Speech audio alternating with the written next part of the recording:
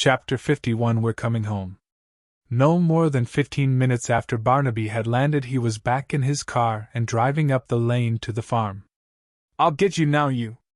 Barnaby was now resorting to muttered insults. Such was his anger at how the boys had somehow managed to stay ahead of him. He had always prided himself on his ability to be the best he could. Now these two had turned the tables on him, and it was him that seemed to be constantly on the back foot. Shutting the car door, he walked up to the farmhouse. "Hello again, you're back again. How can I help you this time?" asked Farmer as he strolled across the yard. "I was hoping to find the people I was asking you about yesterday," replied Barnaby, trying hard to maintain his cool. "I am very sorry," said Farmer, "but as I said before, I really don't know what you're talking about." Looking around the yard, Barnaby has no option but to admit defeat. "Well, thank you for your time, goodbye. See you are around," said Farmer as Barnaby jumped back in his car and drove off. "Good riddance, too," whispered Farmer under his breath. With no tracker, Barnaby had no option but to get back to Soller's Tower in London, where he could regroup. He knew he would eventually have to update Sebastian, and that would not go well. Somehow he had to catch a break. Perhaps staking out their HQ would provide the vital intelligence he so desperately needed. As Barnaby was getting ready to throw the towel in, the boys were driving south, blissfully unaware of the head start they have inadvertently earned themselves. "Graham?" "Yes, Bouncer." "What are we going to say to Delhi?" "I don't know, to be honest. I suppose all we can do is fill in the gaps for him. That will take a while. We learned quite a bit in Sweden."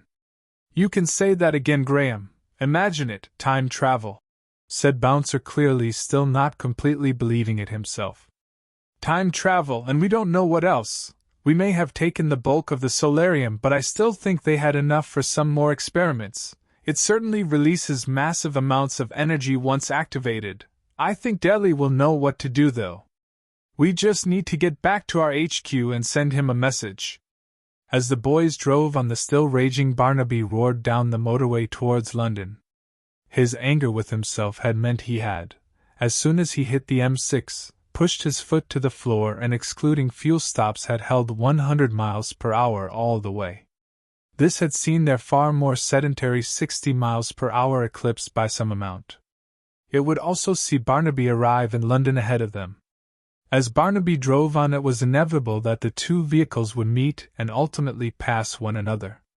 It seemed terribly ironic that after all the miles of chasing them, desperate to catch them and always somehow managing to be beaten, that now, in around 45 seconds he would be right alongside them. Well, for around 1.5 seconds he would be right alongside them, before barreling on to London, blinded by his anger. Barnaby not knowing Graham and Bouncer were the Land Rover in the middle lane, and Graham and Bouncer not knowing Barnaby was driving the illegally fast BMW in the fast lane, it may possibly be the last time they would ever be so close again. The lead would, however, give Barnaby time to set up a stakeout at their HQ. The stakeout would provide further details and background on what these arch-enemies were capable of. They were constantly confounding him, and he needed to understand how. 1 hour later, the boys were pulling into the yard at their HQ. The car park was secluded from every vantage point except directly overhead. Where cover had not naturally occurred, or been provided by existing buildings, they had created cover with advertising hoardings, scaffolding with boards and sheets, anything that would provide them with a little more privacy. This had meant that Barnaby's stakeout crew had very few options for where to place themselves. In the end, they had gone high, which gave them a clear view of the car park and the main entrance, but had also placed them in a position that they could be easily spotted if someone were to look that way, and it would take them an eternity to get down if a chase was called for.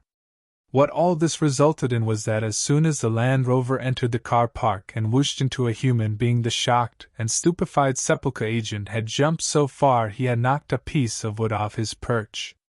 The piece of wood had cartwheeled slowly and silently through the night towards a very sudden stop on the ground. The second it struck the ground, both Graham and Bouncer turned to the location of the sound. Both saw the wooden chunk splinter. Both traced its only path upward. Both saw the face high in the scaffolding pull back as it realized it was about to be spotted. both looked at the other and knew they had to get inside and secure their base, and they had to do it now. Barnaby was once again on to them.